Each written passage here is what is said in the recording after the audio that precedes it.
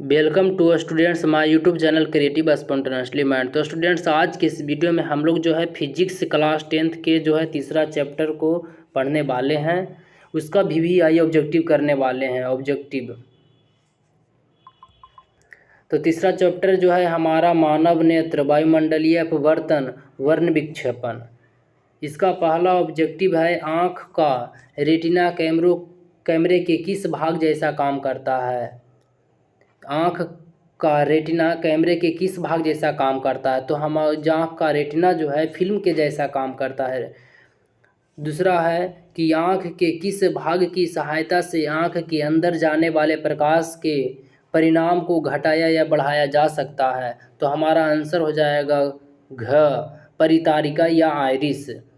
आँख के जो है परितारिका या आइरिस भाग की सहायता से आँख के अंदर जो है प्रकाश के परिणाम को घटाया या बढ़ाया जा सकता है। इसलिए हमारा सही आंसर हो जाएगा घ, परितारिका या आइरिस। कहीं परितारिका ही लिखा रहेगा तो कहीं आइरिस लिखा रहेगा। तो परितारिका या आइरिस उसी को कहते हैं। परितारिका का दूसरा नाम जो है आइरिस है। तीसरा क्वेश्चन है कि कैमरे में जो काम प्रकाश को नियंत्रित करना डायाफ्राम करता है, आँख में वही काम करता या करती है पुतली। कैमरे में जो काम प्रकाश को नियंत्रित करना डायाफ्राम करता है। कैमरा में जो है प्रकाश को नियंत्रित करना डायाफ्राम का काम है। वैसी तरह आँख में वही काम जो है पुतली करता है। इसलिए हमारा सही आंसर हो जाएगा ऑप्शन नंबर ग, पुतली।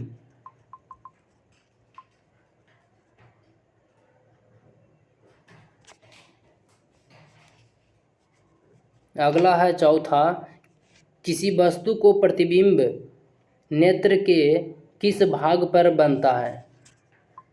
किसी वस्तु का प्रतिबिंब नेत्र के जिस भाग पर बनता है वह कहलाता है हमारा रेटिना या दृष्टिपटल। रेटिना या दृष्टिपटल। ख, किसी वस्तु का प्रतिबिंब जो है नेत्र के जिस भाग पर बनता है उसको कहते हैं हम लोग रेटिना या दृष्टिपटल।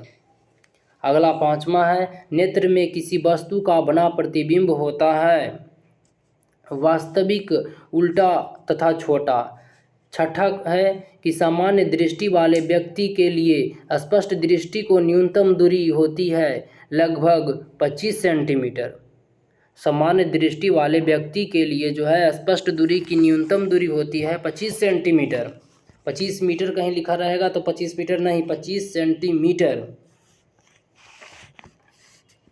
अगला है 7वां नंबर कि एक स्वस्थ मानव नेत्र के लिए निकट तथा दूर बिंदु क्रमशः होते हैं। निकट तथा दूर बिंदु क्रमशः होते हैं 25 सेंटीमीटर एवं अनंत।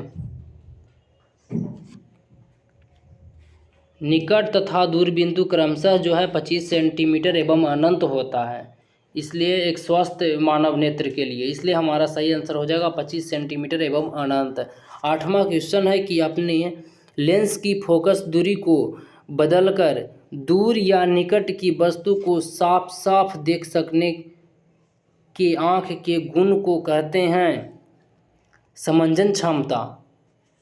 अपने लेंस की फोकस दूरी को बदलकर दूर या निकट की वस्तु को जो है साफ साफ देख सकने के आँख के गुण को जो है समंजन क्षमता कहते हैं। इसलिए हमारा सही आंसर हो जाएगा ऑप्शन नंबर ख, समंजन क्षमता।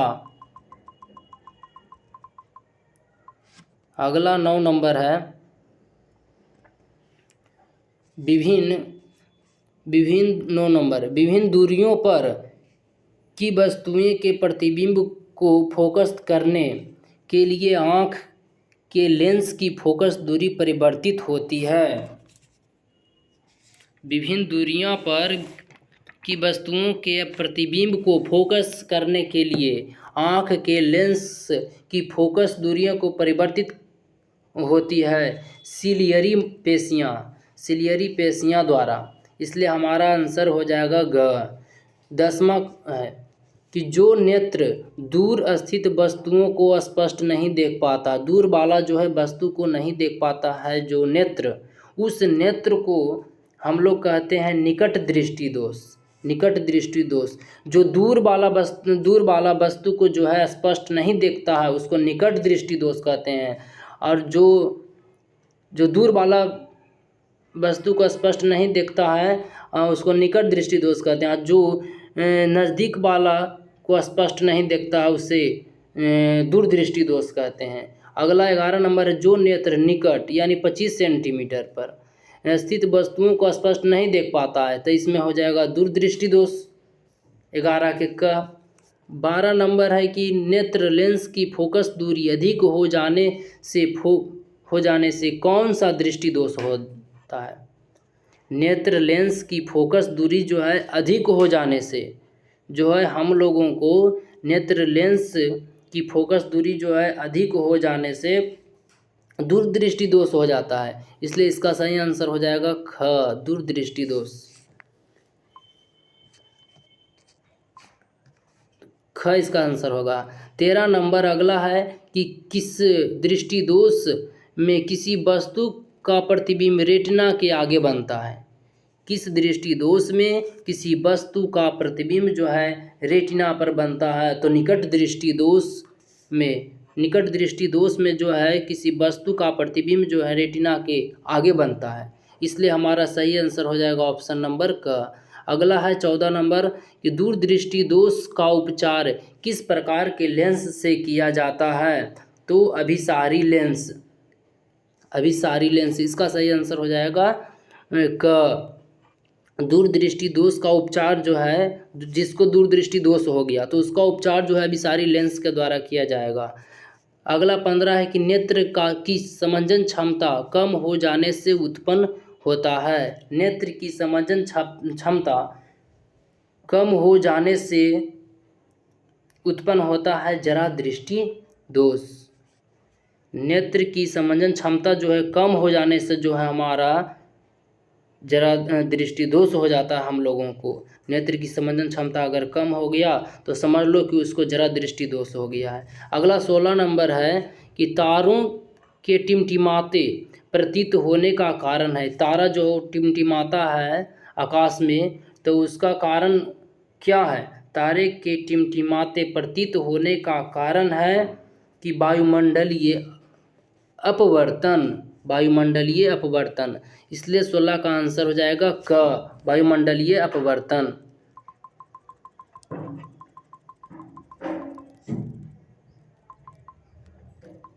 अगला है 17 नंबर। 17 नंबर में है कि एक साधारण प्रिज्म कितने सतहों से घिरा रहता है। एक साधारण प्रिज्म कितने सतहों से घिरा रहता है तो 5 सतह से घिरा रहता है, इसलिए हमारा सही आंसर हो जाएगा ख। एक साधारण प्रिज्म जो है 5 सतह से घिरा रहता है, इसलिए सही आंसर हो जाएगा 5। 18 नंबर है कि एक प्रिज्म द्वारा श्वेत प्रकाश के स्पेक्ट्रम में वर्ण विक्षेपण जिस घटना के कारण होता है वह घटना जो है अपवर्तन कहलाता है, इसलिए सही आंसर हो जाएगा इसका ख। एक प्रिज्म द्वारा श्वेत प्रकाश के स्पेक्ट्रम में वर्ण विक्षेपण जिस घटना के कारण होता है वह घटना जो है अपवर्तन कहलाता है, इसलिए हमारा सही आंसर ख हो जाएगा। अगला 19 नंबर है श्वेत प्रकाश जब एक प्रिज्म से होकर गुजरता है। श्वेत प्रकाश जो है जब एक प्रिज्म से होकर गुजरता है तो जो वर्ण यानी रंग अधिकतम विचलित हो जाता है वैगनी, इसका सही आंसर हो जाएगा ग। अगला है 20 नंबर कि किसी कण पर पड़कर प्रकाश के एक अंश के विभिन्न दिशाओं में छितराने को कहते हैं। किसी कण पर पड़कर प्रकाश के एक अंश के विभिन्न दिशाओं में छितराने को कहते हैं प्रकाश का प्रकीर्णन, तो इसका सही आंसर हो जाएगा प्रकाश का प्रकीर्णन। किसी कण पर पड़कर, अगर कोई प्रकाश जो है कोई कण पर पड़ रहा है तो वह प्रकाश जो है एक अंश के विभिन्न दिशाओं में छितराने लगते हैं तो उसको कहते हैं हम लोग प्रकाश का प्रकीर्णन। अगला है 21 नंबर कि किसी कोलाइडी विलयन में निलंबित कणों में प्रकाश के प्रकीर्णन को कहा जाता है टिंडल प्रभाव। टिंडल प्रभाव, टिंडल प्रभाव किसको कहते हैं कि जब किसी कोलाइडी विलयन में निलंबित कणों से प्रकाश के प्रकीर्णन हो जाता है उसको टिंडल प्रभाव कहते हैं। इसका हम आंसर हो जाएगा ग, टिंडल प्रभाव। अगला है 22 नंबर कि चंद्रमा पर खड़े अंतरिक्ष यात्री को आकाश प्रतीत होता है। चंद्रमा पर अगर कोई व्यक्ति खड़ा है, चंद्रमा पर खड़े व्यक्ति है तो अंतरिक्ष यात्री को जो है आकाश प्रतीत होता है।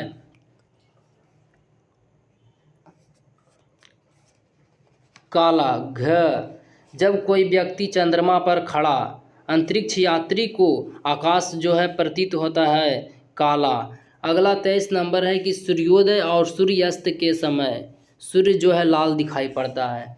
सूर्योदय अगर होता है सुबह में तो जो है सूर्य का लाल दिखाई पड़ता है, और जब सूर्यास्त होता है तो सूर्य लाल दिखाई पड़ता है। दोनों टाइम जो लाल दिखाई पड़ता है तो क्योंकि वायुमंडल के कण जो है नीले रंग को बहुत अधिक प्रकीर्णन कर देते हैं, इसलिए इसका आंसर हो जाएगा ग, नीले रंग को बहुत अधिक प्रकीर्णन कर देते हैं, इसलिए सूर्योदय या सूर्यास्त के समय जो है सूर्य का रंग जो है लाल दिखाई पड़ता है।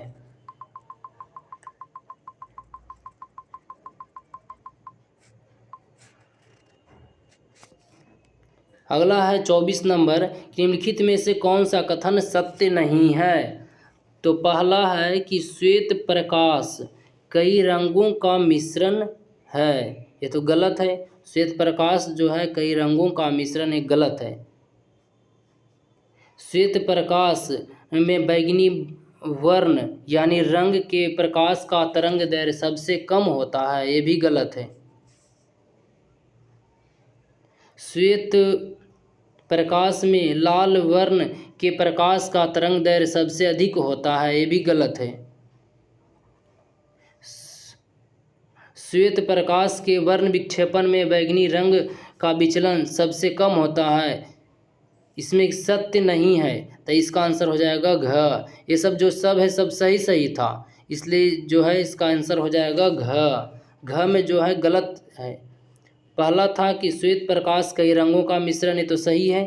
श्वेत प्रकाश में बैंगनी वर्ण के प्रकाश का तरंग दैर्घ्य सबसे कम होता है, ये भी सही है। और ग में है कि जिस श्वेत प्रकाश में लाल वर्ण के प्रकाश का तरंग दैर्घ्य सबसे अधिक होता है, ये भी सही है। इसमें जो है घ नंबर है कि श्वेत प्रकाश का वर्ण विक्षेपण में बैंगनी रंग का विचलन सबसे कम होता है, गलत है। तो हमारा क्वेश्चन दिया गया है कि सत्य नहीं है, कौन सत्य नहीं है, तो घ जो है सत्य नहीं है, इसलिए आंसर इसका हो जाएगा घ। शुरू में हम लोग उल्टा कर दिए थे।